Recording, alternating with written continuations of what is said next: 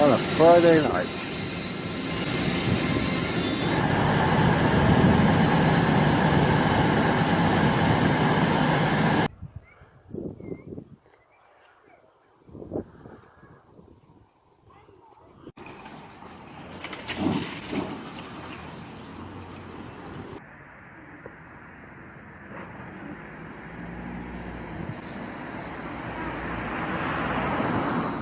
I'm just going for my, it's the 25th of March at 7 o'clock. I'm off for my walk, get some fresh air.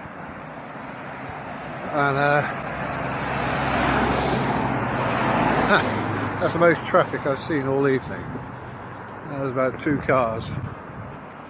Obviously key workers. But yeah, Wilderness Road, very quiet.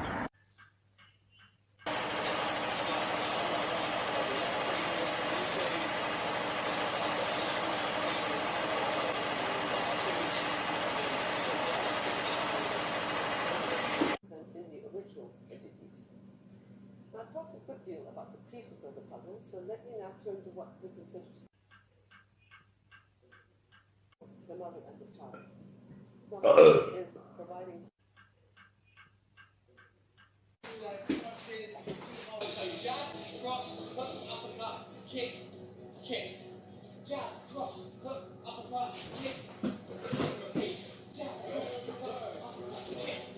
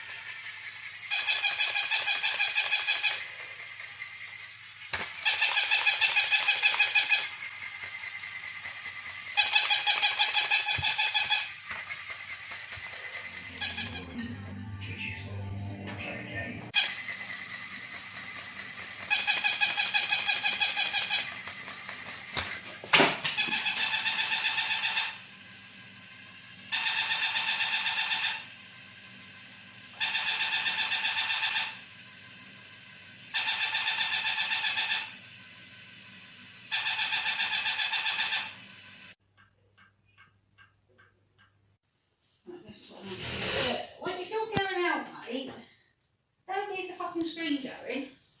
Yeah?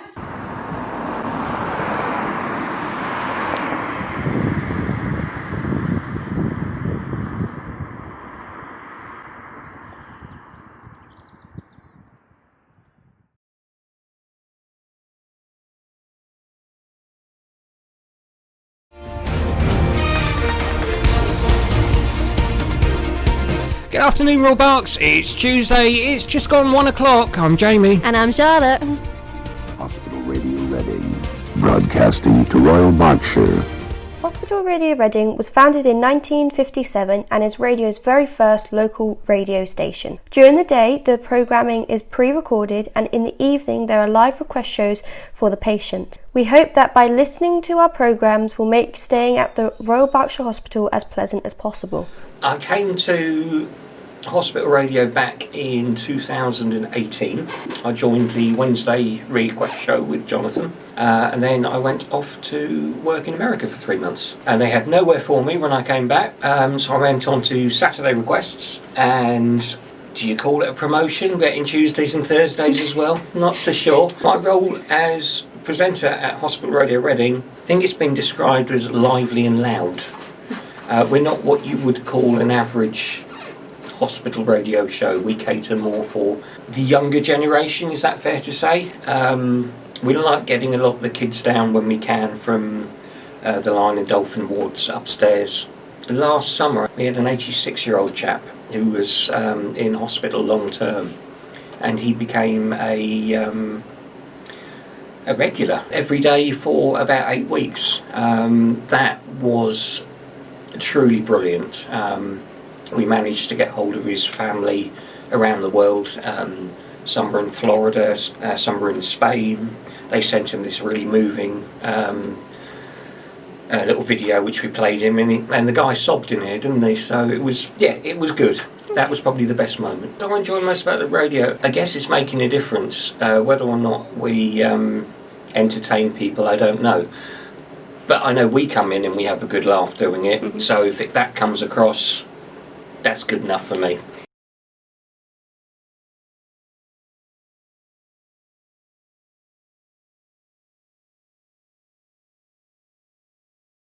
My name's Alex Davies. I'm a sculptor and a foundryman, and I run Millwyn Casting Fine Art Foundry. Like most people, I've been looking for ways to keep myself busy and occupied, and having been locked out of my studio, I give myself a little project to keep on making sculptures.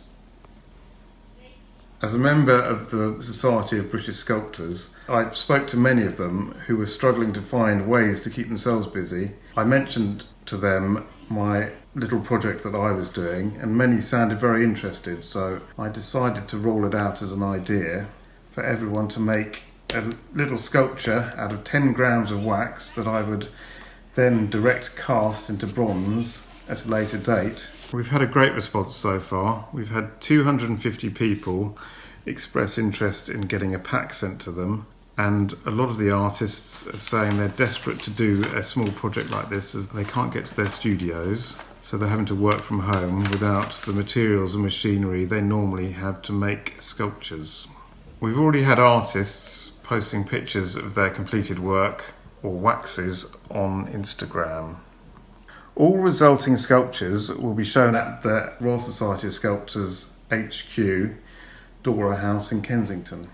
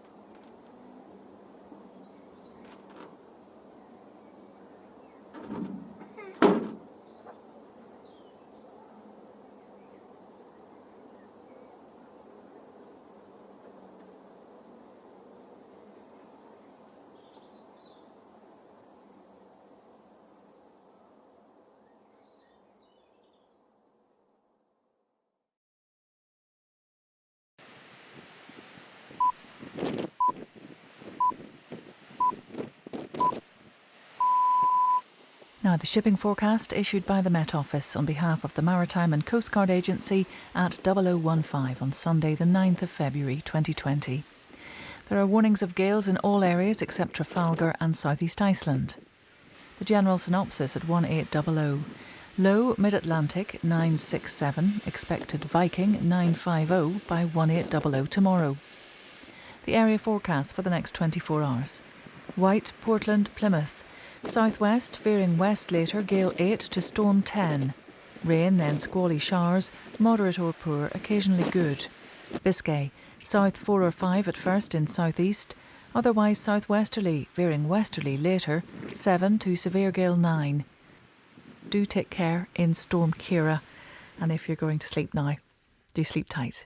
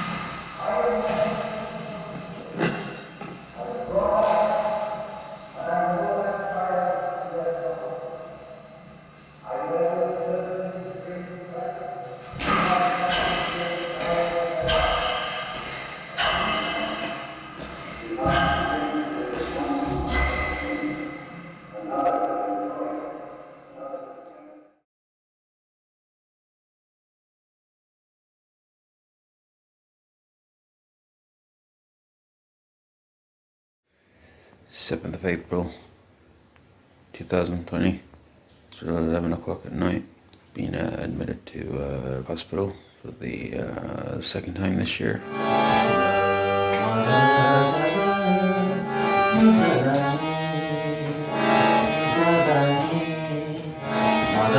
Decided to take up the idea of making a home video aimed at a psychiatric hospital. Decided to check myself in after having a series of intense psychotic episodes at home over a 3-4 day period. I've been here for about 1.5, nearly 2 weeks. It's been very good, very good. It's provided a very comfortable respite from all the chaos, from all the intense psychotic experiences. So this is my work desk. It's actually a set of drawers, but it's where I sit down on this chair and where I do my journal work. Journal work is very important as it resurrects the past and brings the past to life again, and we can see it in new light. We got coffee, absolutely essential, especially considering the meds I'm on. Ovaltine, which is good for a good night's sleep. Water, got to keep hydrated. And books, obviously, lots of reading. We got Henry Corbin, French theologian, obsessed with angels and Islamic mysticism and pre-Islamic mysticism in Persia. Pretty fascinating stuff. Albert Camus, the novelist, playwright, philosopher, resistance fighter, good read. Paulo Coelho, South American writer, international bestseller, play. We're in lockdown here because of the virus pandemic. As patients, we're only allowed out once a day for 30 minutes tops. We're not allowed to go into any shops, and we have to be escorted by staff members. And I hope you... Sorry, I'm just hallucinating here. Wow. Yeah, that's awesome. Cheers. That's incredible. Grave danger. Sadness. Monopoly. Kudos. Interesting.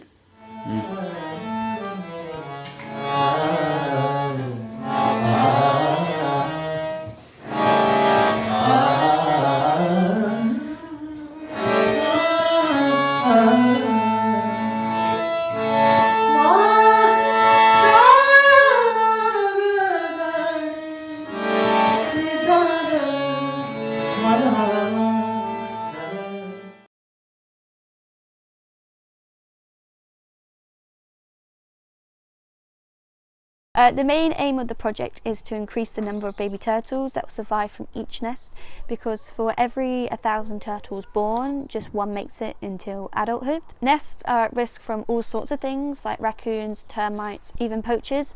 So there's a number of things we had to do. One of them was basically beach patrols and data collection, so by night there would be 2 shifts, about 3 to 4 hours, and you basically watch for nesting turtles coming up and out the sea. And we also had to take measurements of the turtles, and then once that was all done, we transported the eggs back to the hatchery where they'd be able to hatch in a better and safer environment. The other thing we had to do was work in the hatchery. So every hour, day and night, someone had to check the hatchery for hatching turtles. The other thing we had to do was every Wednesday we'd go to a local school, which only consisted of 20 students. It was very small compared to what I'm used to. And we would have to teach them about recycling and sort of sea turtle conservation. And then every night from 4:30 to 6, when it basically got dark, we would play volleyball with the locals as they would come every single night and we would join them. The final thing we had to do was basically conservation projects. So it was an important role for us volunteers to basically help preserve the turtles' nesting habitat and educating local people about the importance of this task. So some of the things we done was basically a beach cleanup. So we basically walked up one side of the beach for a while and basically tried to pick up all the main plastics and to try and help the environment.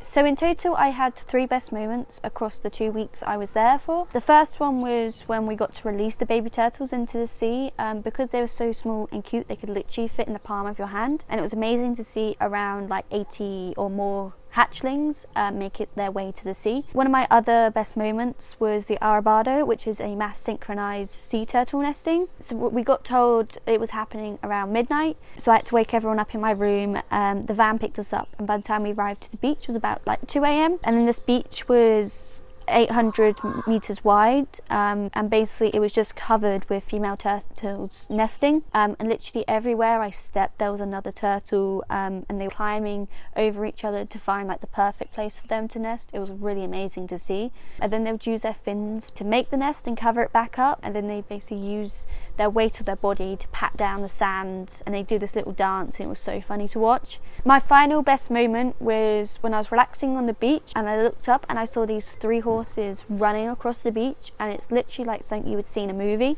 I later found out that the horses belonged to one of the locals, and they would let them out like once or twice a week, let them run around the village, across the beach, and basically they would end up returning home.